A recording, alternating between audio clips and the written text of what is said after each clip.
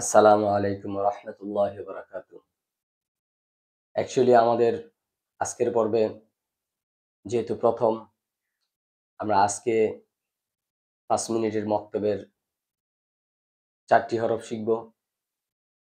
এই ৫ মিনিট মক্তব থেকে আমি আপনাদেরকে জানিয়ে দিতে চাই যে আপনারা যারা এখনো কোরআন শরীফ শুদ্ধ করতে পারেননি, তাদের জন্য সুখবর। সুখবর কেমন সুখবর? যে আপনাদেরকে কারো কাছে যাইতে হবে না, বা কোথাও কোনো পেড করতে হবে না।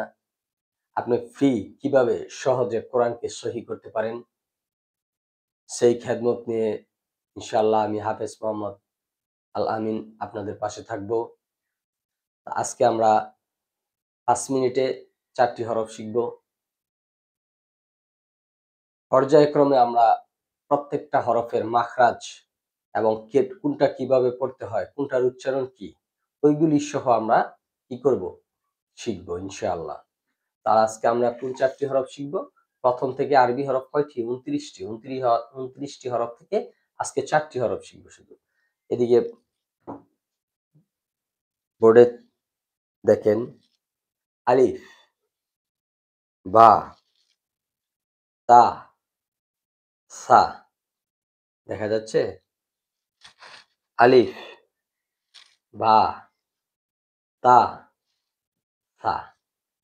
আলিফ, বা, তা, সা। এখানে লক্ষ্য করেন, আলিফের উপরে কোনো ফোঁটা নাই। আলিফ খালি, বায়ের নিচে ১ নক্তা, তায়ের উপরে ২ নক্তা, সায়ের উপরে ৩ নক্তা। তো আমরা ৪টি হরফে কি পেলাম? আলিফ খালি, বায়ের নিচে ১ নক্তা, তায়ের উপরে ২ নক্তা, সায়ের উপরে ৩ নক্তা। অবশ্যই আমাদেরকে মনে রাখতে হবে এই নক্তাগুলি।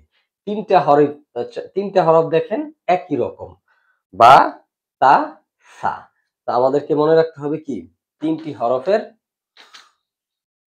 কয়টি নক্তা? বায়ের নিচে ১ নক্তা, তায়ের উপরে দেখতে একই রকম, কিন্তু তায়ের কি উপরে ২ নক্তা। আবার ছায়া দেখতে একই রকম, ছায়ের উপরে ৩ নক্তা। তাহলে আজকে আমরা কি পেলাম? আলিফ খালি, বায়ের নিচে ১ নক্তা, তায়ের উপরে ২ নক্তা, ছায়ের উপরে ৩ নক্তা। ছায়ের উপরে কয় নক্তা? ৩ নক্তা।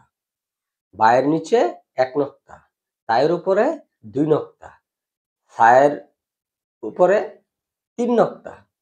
আমাদেরকে খেয়াল রাখতে হবে নক্তাগুলি উপরে নিচে, এটাও অবশ্যই মেনশন করতে হবে। যদি আপনি মনে করেন যেটা উপরে আছে উপরেরটা নিচে বলবো, নিচেরটা উপরে বলবো, তাহলে হবে না। কারণ সামনে আপনাকে দেখতে হবে এই হরফগুলি আস্থা থাকবে না।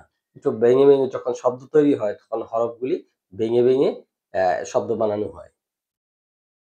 তো আমরা খেয়াল রাখবো নখটা কোনটা কোথায় আছে, এটা অবশ্যই আমাকে মনে রাখতে হবে। আর উচ্চারণগুলি আমি যেভাবে বলেছি আপনারা সেভাবে বলার চেষ্টা করবেন। সাথে একটা নুরানি কায়দা নিয়ে নিবেন, নিজে নিজে মশক করবেন। কিভাবে? আলিফ, বা, তা, সা। সাটা নরম হবে। তাহলে কি পাইলাম আমরা? এখন এটাকে আবার কি বলবো? নক্তা দ্বারা চিহ্নিত করে বলবো।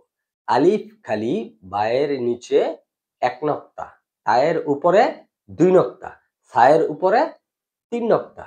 আলিফ খালি, বায়ের নিচে ১ নক্তা, তায়ের উপরে ২ নক্তা, সায়ের উপরে ৩ নক্তা। আশা করি সকলেই বুঝতে পারছেন কি বিষয়ে আলোচনা হয়েছে।